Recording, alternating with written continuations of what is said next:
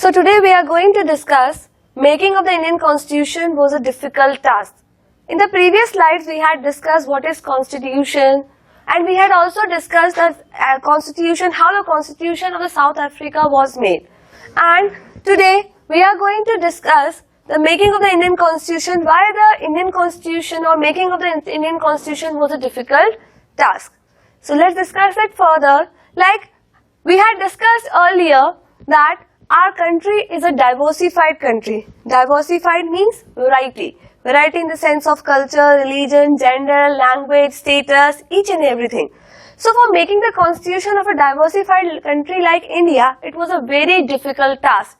क्योंकि हमें सबको एक साथ लेकर चलना है, उनके अकॉर्डिंग वर्कआउट करना पड़ेगा, वरना मेजॉरिटी रूल के अकॉर्डिंग अगर काम किया जाए तो थोड़ा प्रॉब्लमेटिक हो जाएगा, जिसकी वजह से हालांकि हम यूँ कह सकते हैं कि जो मेजॉरिटी रूल है वो हो सकता है लेकिन लंबे समय तक वो स्टेबल नहीं रहता. तो डेमोक्रेटिक गवर्नमेंट एक स्टेबल फॉर्म ऑफ गवर्नमेंट होती है जो कि सिर्फ ना मेजॉरिटी के बारे में सोचे, वो माइनॉरिटी को भी काउंट में रखकर वर्कआउट करती है या कोई भी डिसीजन लेती है. The making of the Indian Constitution for a huge and diverse country like India was not an easy affair. At that time, the people of India were emerging from the status of subject to that of the citizen. Subject to that of the citizens का मतलब earlier हमारे देश के आजाद होने से पहले हम लोग ब्रिटिशर्स के अंडर में काम करते थे या हम उनके अधीन थे. But after the independence of our country, अब हमको equal status दिया गया. We become the citizens of this country, right? So अब हमारा कंट्री में पहले पार्टीशन हुआ था रिलीजन के बेस पर. सिंपली कहा जाए कि हिंदूज और मुस्लिम्स के बेस पर जो पार्टीशन किया गया, राइट? इसके बाद हमारा जो कंट्री था वो स्टेट्स में भी डिवाइड नहीं था, प्रिंसली स्टेट्स में डिवाइडेड था, यानी कि ब्रिटिशर्स ने अपने अकॉर्डिंग उनको डिवीजन कर रखा था ताकि उनका रूलिंग इजीली हो सके, राइट? सो प्रॉब्लम एक आई थी कि क्या पाकिस्तान इंडिया का हिस्सा रहेगा कि नहीं रहेगा, पर हालांकि ऐसा नहीं हो पाया. इंडिया और पाकिस्तान का पार्टीशन हो चुका था, लेकिन अब जब हमारा देश आजाद हो चुका है तो अब ये कंडीशन आती है कि कुछ ऐसे गाइडलाइंस या कुछ ऐसे रूल्स को फ्रेम कर दिए जाए जिसकी वजह से जो डिसीजन ले सके या जो भी काम हो वो बहुत लंबे समय के लिए चले और अच्छे से चले, और जैसा डिस्प्यूट या जैसा इश्यूज हमको ब्रिटिशर्स के दौरान या जो डिस्क्रिमिनेशन हमें देखने को मिला वैसा किसी के साथ ना हो. सो सबसे पहला टास्क था कि भाई किस तरीके से इन प्रिंसली स्टेट्स को मर्ज किया जाए, चाहे वो लैंग्वेज के बेस पर करिए, चाहे वो उनके कल्चर के बेस पर करिए या एथनिसिटी के बेस पर करिए. ऐसा हमारे इंडिया में हुआ है जब स्टेट रीऑर्गेनाइजेशन कमेटी 1956 के अंदर स्टैब्लिश की गई, जिसका मेन कंसर्न ही यही था कि इंडिया में किस तरीके से बाउंड्री लाइंस को तैयार किया जाए, राइट? ये सब चीजें हम लोग क्लास 10 के फेडरलिज्म चैप्टर के अंदर देखते हैं, बट अभी हम कॉन्स्टिट्यूशन का चैप्टर देख रहे हैं. It is only the introductory part. So the makers of the constitution had anxieties about the present and the future of the country, कि किस तरीके से वर्कआउट होगा. तो अभी तो सबसे पहले हम ये देखेंगे कि हमारा कॉन्स्टिट्यूशन की जरूरत क्या है, इसके मेन कंटेंट्स क्या है, किस तरीके से वर्कआउट करेगा. Let's move on to the next slide and further discuss it. So, Constitution and its contents. There are some points जो कि important है for the theoretical paper, right? The Constitution of a country is a set of written rules that are accepted by all people living together in a country. Constitution is a supreme law that determines the relationship between people living in a territory, जिनको हम citizens कहते हैं, and also the relationship between the people and the government, कि किस तरीके से लोग और उनकी सरकार यानी कि citizens और उनकी सरकार के बीच में क्या रिलेशन रहेगा, citizens क्या काम कर सकते हैं, उनकी सरकार क्या काम करेगी, कौन किस हद तक काम कर सकता है, ये सब कुछ वेल डिफाइंड, राइट? तो बहुत सारे वर्क हमारा कॉन्स्टिट्यूशन करता है. सबसे पहला, it generates a degree of trust and coordination that is necessary for different kind of people to live together. अगर रूल्स बना दिए जाए, वो रूल्स मेरे लिए भी फॉलो होंगे, वो रूल्स आपके लिए भी फॉलो होंगे, वो रूल इस इंडिया में जितने भी सिटीजन्स रह रहे हैं उन सबके लिए फॉलो होंगे. दैट मीन्स ये बहुत जरूरी है कि अगर हमें एक साथ होकर रहना है तो रूल्स भी सबके लिए एक होने चाहिए. ऐसा नहीं कि किसी के लिए प्रायोरिटी दी जा रही है. There are some exceptions, we are not going to talk about that, पर हाँ, अगर रूल सबके लिए एक कर दिए जाए तो इससे अच्छा और कुछ नहीं है, और ऐसा हमारे कॉन्स्टिट्यूशन में किया गया है. Point number 2, It specifies how the government will be constituted. भाई क्या सेंट्रल लेवल है, स्टेट, लोकल या लेजिस्लेचर, एग्जीक्यूटिव, जुडिशरी, कौन सा मिनिस्टर किस में काम करेगा, किसकी क्या पावर है, कौन किस तरीके से वर्कआउट कर सकता है, किसकी क्या थ्योरीज है, किसकी क्या आइडियोलॉजीज है, कौन क्या नहीं कर सकता है, ये सब कुछ फ्रॉम टॉप टू बॉटम हर एक चीज हमारे कॉन्स्टिट्यूशन यानी कि हमारे देश को चलाने की रूल बुक में ये सब कुछ डिफाइंड है. Third, it lays down limits on the power of the government, कि हमारी सरकार के पास पावर है जो कि हम लोगों ने ही दी है.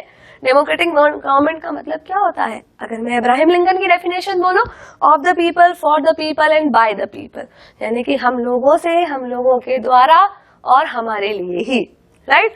सो डेमोक्रेटिक फॉर्म ऑफ गवर्नमेंट में अगर हमारे पास कोई पावर दी है तो हम कहां तक उस पावर का इस्तेमाल कर सकते हैं, और गवर्नमेंट को अगर हमने एम्पावर किया है तो गवर्नमेंट किस तरीके से उस पावर का इस्तेमाल कर सकती है, ये सब कुछ डिफाइंड है.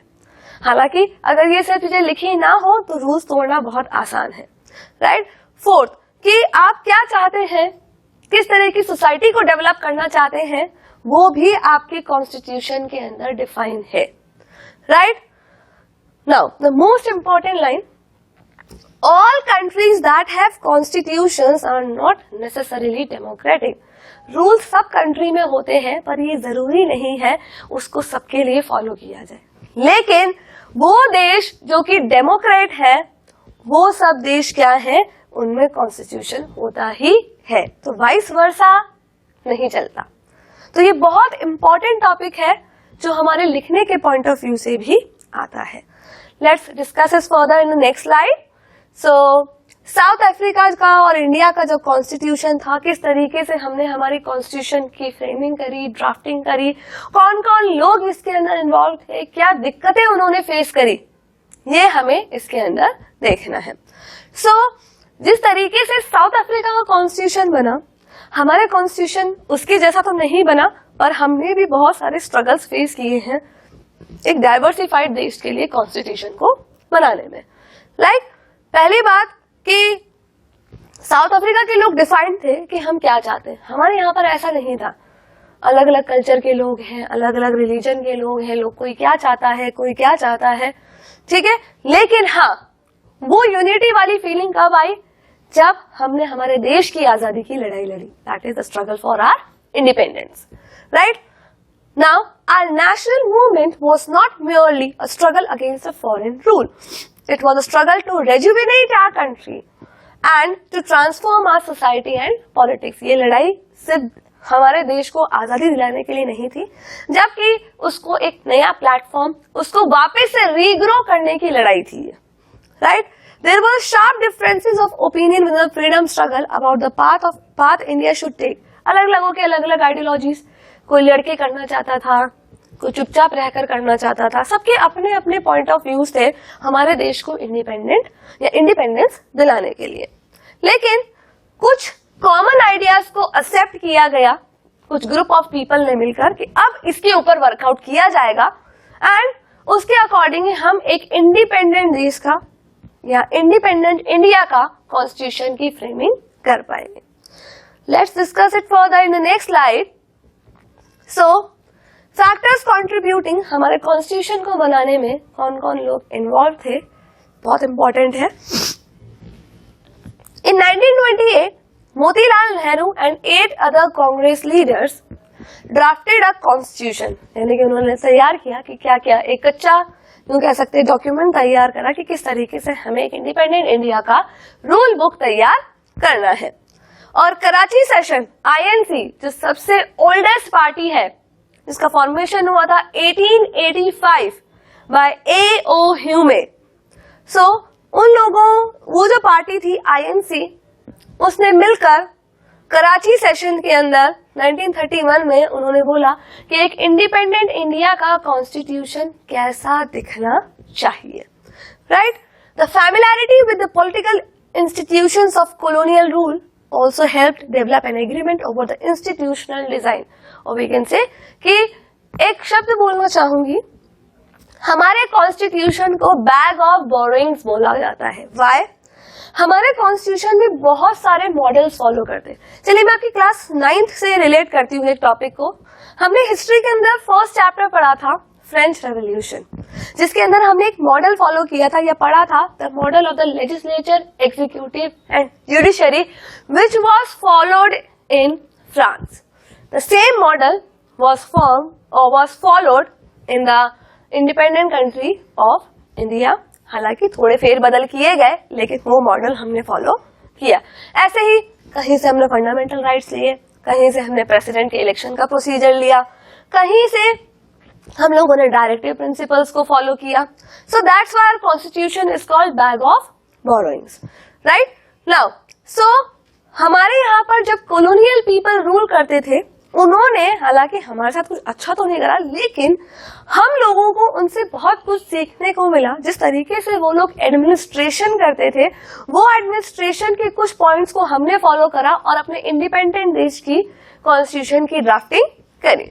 सो Indian Constitution adopted many institutional details and procedures from colonial laws like the Government of India Act 1935. Important है। Years of thinking and deliberation in the framework of the Constitution has another benefit। ऐसा नहीं था आज बैठे कल तैयार। It took a very longer duration of time। हमारे संविधान को बनने में, हमारे Constitution को बनने में बहुत ही लंबा समय लगा, और फिर उस लंबे समय बाद हमारा कॉन्स्टिट्यूशन बनके तैयार हुआ। ठीक है। Now so many of our leaders were inspired by the ideals of French revolution, the practice of parliamentary democracy in Britain and the bills of rights in US. I told you earlier कि bag of borrowings, हमने इन concepts को follow करा और हमारे constitution के अंदर इन concepts को फॉलो किया जाता है, right. The socialist revolution in Russia had inspired many Indians to think of shaping a society based on social and economic equality. Social means giving equal status to all or giving or distribution of resources equally. That was the main concern of our constitution कि इस base पर हमारा constitution बनाया जाए, सब लोगों को साथ में लिया जाए और उस बेसिस पर हम लोग वर्कआउट करेंगे, राइट। कुछ फीचर्स थे जो ऊपर भी लिखे हुए हैं, इधर नेहरू रिपोर्ट दिखा रखी है 1928 के अंदर, और डिस्कस करते हैं आगे कि क्या क्या और गिवन है। Next slide. So this was the photo और this was the picture which was given of the drafting of document called the constitution. It was done by assembly of elected representatives, जिसको constituent assembly बोला गया, जिसके अंदर अलग अलग जगह के लीडर्स को बुलाया गया ताकि हर एक कैटेगरी के पॉइंट ऑफ व्यू को रखा जा सके और one of the finest constitution की फ्रेमिंग, और we can say one of the bulkiest constitution की फ्रेमिंग की जा सके। Elections to the constituent assembly were held in July 1946। Important date है। पहली मीटिंग हुई दिसंबर 1946 के अंदर। The constituent assembly that wrote the Indian constitution has 299 members, right? The assembly adopted the constitution on 26 November 1949, but it came into effect on 26 January 1950. Now, अब यही date क्यों choose करें? Why the constitution was not enacted on the same day it was adopted? What is the difference between adopted and enacted? Question solve करते वक्त हमें इसका बहुत ध्यान देना है। अडॉप्टेड का मतलब है कि कॉन्स्टिट्यूशन बन के तैयार था, साइन वाइन हो चुका था, लेकिन इसे इम्प्लीमेंट नहीं किया गया। कारण, और एक कारण ये कि क्यों 26 जनवरी को ही वो डेट चूज किया गया। तो अब हम हमारे देश की आजादी की तरफ थोड़ा चलते हैं, नेशनलिज्म इन इंडिया की तरफ, जिसमें 26 जनवरी 1930 को पूर्ण स्वराज की डिमांड रखी गई थी, और उसी दिन को याद रखने के लिए, टू मेमोराइज दैट डे, हमने हमारे कॉन्स्टिट्यूशन को 26 जनवरी 1950 यानी कि 26 जनवरी 1950 को इम्प्लीमेंट किया, वरना 26 नवंबर 1949 को भी कर सकते थे। तो क्वेश्चन हमें ध्यान से पढ़ना है, अडॉप्टेड आता है कि इनेक्टेड आता है, राइट? सो इसलिए हम इस दिन को रिपब्लिक डे के नाम से मनाते हैं। Next, now these are some of the guidelines, or we can say these are some of the members of the constitution who took a very major part, right? So these are some of the guiding members, or we can say these are the members of the constituent assembly who participated or who had given their contribution in making of the Indian Constitution, like Rajendra Prasad, Bhimrao Ji Ambedkar, H.C. Mukherjee. These are some of the people who had given a very or who has given their उन्होंने अपनी जो राय दी उसके through बहुत help मिली कि हमारे constitution की drafting हो सके. राजेंद्र प्रसाद जो कि चेयरमैन थे, राइट, और इन्होंने चंपारण सत्याग्रह में बहुत बड़ा रोल प्ले करा है और कांग्रेस की 3 टाइम प्रेसिडेंट बने हैं. And the first president of India was Rajendra Prasad. Bhimrao ji Ambedkar जो कि दलित क्लास को बिलोंग करते थे and he was one of the person of the Dalit class who became the lawyer at that time, जब हमारी सोसाइटी में कास्ट सिस्टम को टिपिकली फॉलो किया जाता था, right. And he was the founder of Republican Party of India. H.C. Mukherjee, he was born in Bengal, chairman of the Constituent Assembly, reputed author and educationist, and he was the Governor General of West Bengal. Let's move on further. So why should we accept the Constitution? हमारा Constitution बनके तो ready था, पर हम उसे क्यों accept करें कि जो बना आज से 50 साल पहले हम अभी भी उसको फॉलो करें? क्यों? ऐसा क्या है वो हमको सब चीजें देखनी है, right. So the constitution does not reflect the views of its members alone. सिर्फ मेंबर्स के ही व्यूज को रिफ्लेक्ट नहीं किया जा रहा है. यहाँ पर ये सब बात में रखी गई है कि सब लोग उस बात पे एग्री करें, उस बात को फॉलो किया जा रहा है. अलग अलग कैटेगरी के लोगों को रखना क्यों जरूरी है? ताकि अलग अलग बातों से, अलग अलग एरिना से व्यू पॉइंट्स आ सके और ऐसे डाइवर्सिफाइड देश के कॉन्स्टिट्यूशन की फ्रेमिंग को किया जा सके, right. Over the last half a century, several groups have questioned some provisions of the Constitution, but no large social group or political party has ever questioned the legitimacy of the Constitution itself. Questioning हुई, पर इस तरीके से उसके ऊपर question mark नहीं create किया गया. हालांकि प्रॉब्लम्स आती हैं, आज भी आती हैं, आज भी आपके संविधान के अंदर चेंजेस लाए जाते हैं. हमारा कॉन्स्टिट्यूशन रिजिड है लेकिन फ्लेक्सिबल भी है. रिजिड का मतलब क्या है कि सिंगल लेवल द्वारा इसको बदला नहीं जा सकता, लेकिन फ्लेक्सिबल का मतलब है कि अगर आप चेंजेस लाना चाहो तो पॉसिबल है थ्रू अमेंडमेंट्स. हम आगे पढ़ेंगे अमेंडमेंट्स के बारे में. Now but no large social group or political party has ever question the legitimacy of the constitution itself. Another reason for accepting the constitution is that कि यहाँ पर ये जो कॉन्स्टिट्यूएंट असेंबली थी ये भारतीय जनता को रिप्रेजेंट कर रही थी. ये वो रिप्रेजेंटेटिव्स थे जिनको हम लोगों ने इलेक्ट किया था. It ensured a fair geographical share of members from all the regions of the country. In social terms too, the assembly represented members from different language group, caste, religions and occupation. And यहाँ पर ये भी किया गया कि ये जो काम हो रहा है ये अप्रूव्ड है, इसको पूरी तरीके से फॉलो किया जाएगा और इसको पूरा सिस्टमैटिक वे में फॉलो किया गया. डेली डिस्कशंस होते थे. Now if I ask a question कि हमारे कॉन्स्टिट्यूशन को बनने में कितना समय लगा? It took 2 years, 11 months and 17 or 18 days to draft the bulkiest constitution of India, right? लगभग 3 साल, पर एग्जैक्ट याद रखें तो 2 साल 11 महीने 17 दिन लगे हमारे कॉन्स्टिट्यूशन की ड्राफ्टिंग करने में. Let's further discuss it in the next slide. So, working of the constitution assembly किस तरीके से इस असेंबली ने वर्कआउट किया, राइट. सो पहली बात, कुछ प्रिंसिपल्स डिसाइड किए गए. तो जो B.R. अम्बेडकर जी थे उनको ड्राफ्टिंग कमेटी का चेयरमैन बनाया गया और उन्होंने एक ड्राफ्ट तैयार करा कि जिसके ऊपर डिस्कशन किया जाएगा. सेवरल राउंड्स हुए, फिर उसके ऊपर डेलिबरेशंस, क्लॉज बाय क्लॉज डिस्कशन, काफी बहसबाजी, हर एक चीज, right. So, more than 2,000 amendments were considered. The members deliberated for 114 days spread over 3 years. Right?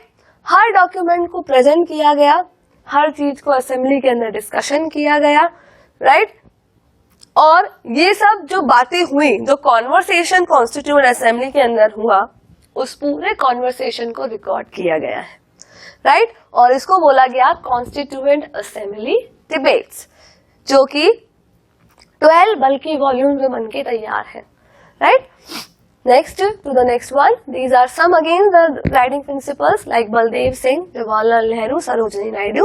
He was a defense minister in the Union Cabinet. He was the first Prime Minister of India, and she is the governor of UP, right? And Kanhaiyalal Maniklal Munshi, he was the founder of Swatantra Party. Bhimramji Ambedkar, we had discussed about him. Shyama Prasad Mukherjee, he was the president of Bharatiya Jan Sangh. BJP से बनी है, ठीक है.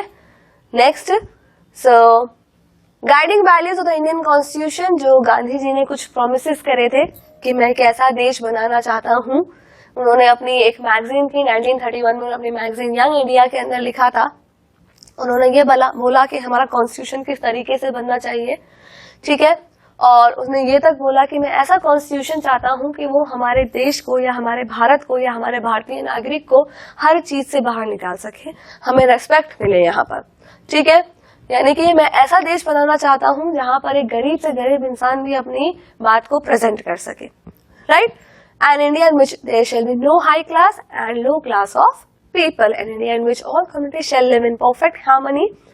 There can be no room in such an idea for the India curse for untouchability. As you all know, our society was divided into some classes, or we can say caste system or Varna system, that is Brahmins, Kshatriyas, Vaishyas, Shudras, and the last one is the untouchables. So untouchables or the Shudras were the worstly treated in our society or discriminated in our society, and Gandhi ji also want to work for these kind of people जिनके साथ बहुत ज्यादा भेदभाव होता था, right? Women will enjoy the same rights. Obviously, हमारे यहाँ पे एक और problem है.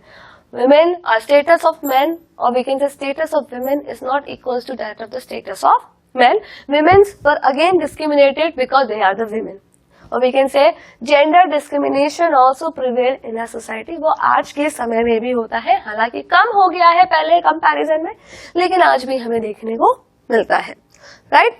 So again the next one, Bhimrao ji Ambedkar, the dream of an India. ये इनके व्यूज हैं जो उन्होंने प्रेजेंट किए थे, जो हमारी बुक के अंदर कुछ बॉक्सेस के अंदर प्रेजेंट किए गए हैं, राइट. सो ये क्या चाहते हैं, क्योंकि he belong to the Dalit class और इन्होंने भी वो डिस्क्रिमिनेशन फेस किया. He was not suppose to sit in the class, क्योंकि ये लोअर कास्ट के पर्सन थे और इनको जब बच्चे पढ़ने जाते थे तो उनको उनकी क्लास में बैठने नहीं दिया जाता था. डिस्पाइट ऑफ दैट वो लॉयर बने, राइट. तो वो चाहते थे कि जो मेरे साथ हुआ मैं नहीं चाहता कि और किसी के साथ हो, राइट. तो मैं चाहता हूं कि इनइक्वालिटी को पूरी तरीके से खत्म कर दिया जाए. काफी रूल्स भी बनाए, इवन अभी कभार ये महात्मा गांधी जी के अगेंस्ट भी खड़े हुए हैं, क्योंकि अगर सेकेंड राउंड टेबल कॉन्फ्रेंस या हम बात करें सीडीएम की, सिविल डिसोबीडियंस मूवमेंट में कुछ कमियां थी, और वो थी कि लोअर क्लास के लोगों को पार्टिसिपेट नहीं करने दिया गया था. तो भीमराव जी अम्बेडकर का सामना हुआ था गांधी जी से कि हमें आपके साथ अब कोई पार्टिसिपेशन नहीं करना. सो that's why he was like, उनके कोई अच्छे रिलेशंस नहीं थे गांधी जी और भीमराव जी के.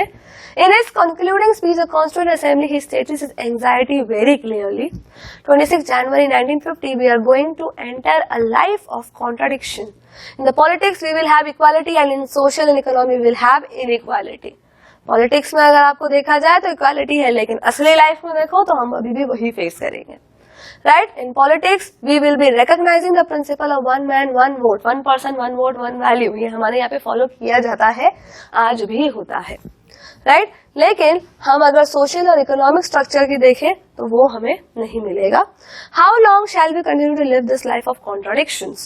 How long shall we continue to deny equality in our social and economic life? तो बोलते हैं पॉलिटिकल लाइफ में तो हमको इक्वालिटी मिल जाएगी, लेकिन सोशल और इकोनॉमिक लाइफ में मिलना मुश्किल है, और हमें इसके लिए काफी लंबे समय तक वर्कआउट करना पड़ेगा.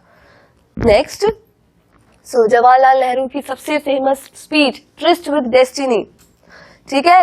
Long years ago we made a tryst with destiny, and now the time comes when we shall redeem our pledge, not wholly or in fully measure, but very substantially.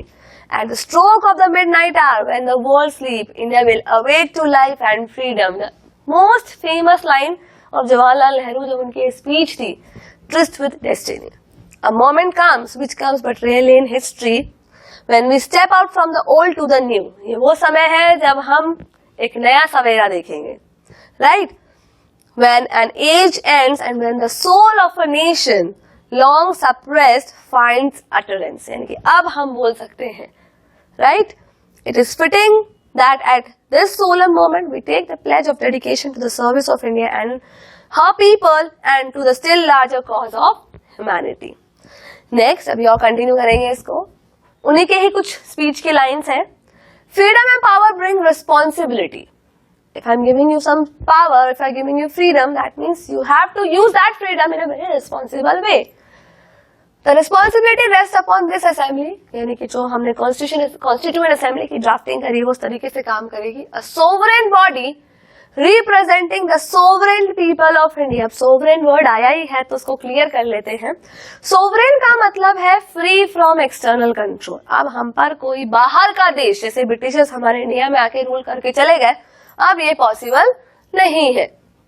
Before the birth of freedom, we have endured all the pains of labor and our hearts are heavy with the memory of this sorrow. जो हमारे साथ हुआ वो हमें याद है, वो हम कभी भूल नहीं सकते जो हमने फेस किया, right? Some of those pains continue even now. Nevertheless, the past is over and it is the future that beckons to us now. जो हो गया सो हो गया. अब हमें एक नए इंडिपेंडेंट देश के लिए वर्कआउट करना है. That future is not one of ease or resting but of incessant striving so that we may fulfill the pledges we have so often taken and the one we shall take today. जो कस्में हमने देश की आजादी की लड़ाई लड़ते वक्त खाई थी और आज हम जो खा रहे हैं हम उसके ऊपर वर्कआउट करेंगे. The service of India means the service of the millions who suffer. It means the ending of poverty and ignorance and disease and inequality of opportunity. हर चीज को खत्म किया जाएगा. The ambition of the greatest man of our generation has been to wipe every tear from every eye. That may be on us, but as long as there are tears and suffering, so long our work will not be. जब तक किसी एक मतलब यूं कहा गया है कि जब तक भारत के एक पर्सन की आंख से आंसू ना खत्म हो तब तक हमारा काम कंटिन्यू रहेगा. Right? Now let's move on further. So this is the Constitution of India. We can say this was the Constitution of India. This was the preamble. Now preamble. What is preamble? जिस तरीके से आपकी school book का एक introductory page होता है कि भाई ये जो बुक है इसके मेन कंटेंट्स क्या हैं, क्या थीम है. इन द सेम वे हमारे कॉन्स्टिट्यूशन के भी कुछ कंटेंट्स हैं जो कि हमारे कॉन्स्टिट्यूशन के पहले पेज जिसको प्रीएम्बल बोला गया है उस पे स्पेसिफाइड है. शुरुआत की गई है प्रीएम्बल की डेफिनेशन से. Soul of the Indian constitution, values that inspired and guided the freedom struggle and were in the turn nurtured by it, form the foundation of India's democracy. These values are embedded in the preamble of the Indian Constitution. They guide all the articles of the Indian Constitution. कि जितने भी articles की framing हुई है उनमें क्या क्या बातों को ध्यान में रख के उन articles को बनाया गया है, ये सब कुछ लिखा है और ये preamble है. इस preamble को पहले मैं रीड करती हूँ. ये आपकी स्कूल बुक में भी होता है, specially social book. We the people of India, that means ये संविधान जो बनाया है वो हम सब ने मिलकर बनाया. अब हम सब ने मिलकर का मतलब है हमने जो रिप्रेजेंटेटिव्स चूज किए थे उन्होंने बनाया है, यानी कि हमने ही उन्हें एम्पावर किया है.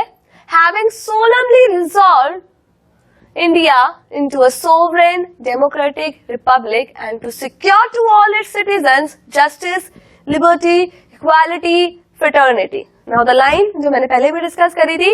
In our Constituent Assembly this 26th day of November 1949 to hereby adopt, enact and give to ourselves this Constitution. ये ऐसा का ऐसा ही हमें हमेशा ऐसा का ऐसा ही याद रखना है.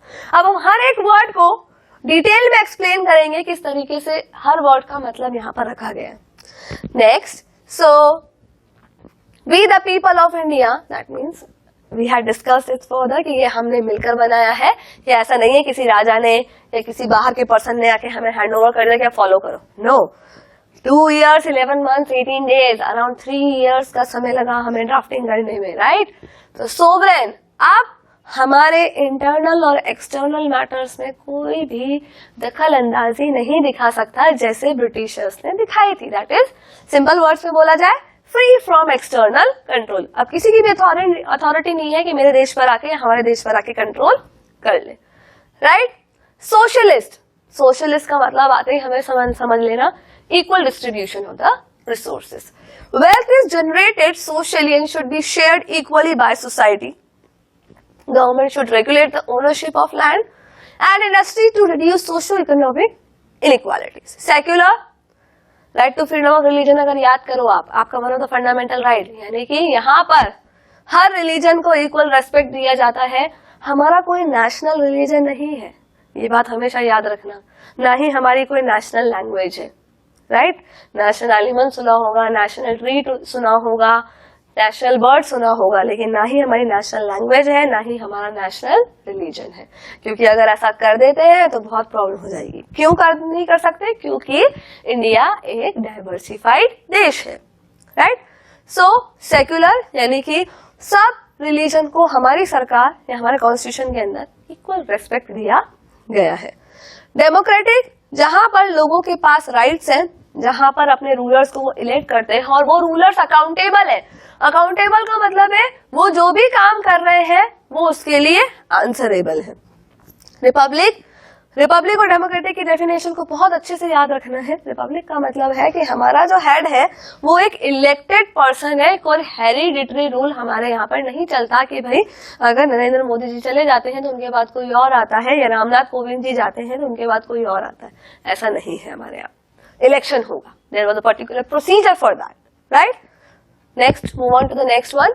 जस्टिस, यानी कि कास्ट, रिलीजन, जेंडर के बेस पर किसी के साथ आप कोई डिस्क्रिमिनेशन नहीं कर सकते, ठीक है. सोशल इनइक्वालिटीज को खत्म किया जाएगा, सबको न्याय मिलेगा, ठीक है. स्पेशली मैं उन ग्रुप की बात करना चाहूंगी जो कि डिसएडवांटेजियस ग्रुप है हमारी सोसाइटी के अंदर. Liberty, that means freedom.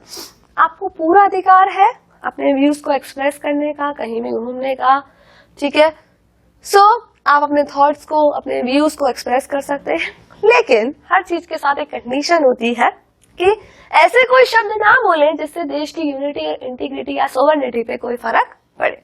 Equality, article number 14, सबको इक्वल ट्रीटमेंट मिलना फ्रॉम पियोन टू प्रेसिडेंट, सबके लिए कानून है, ठीक है.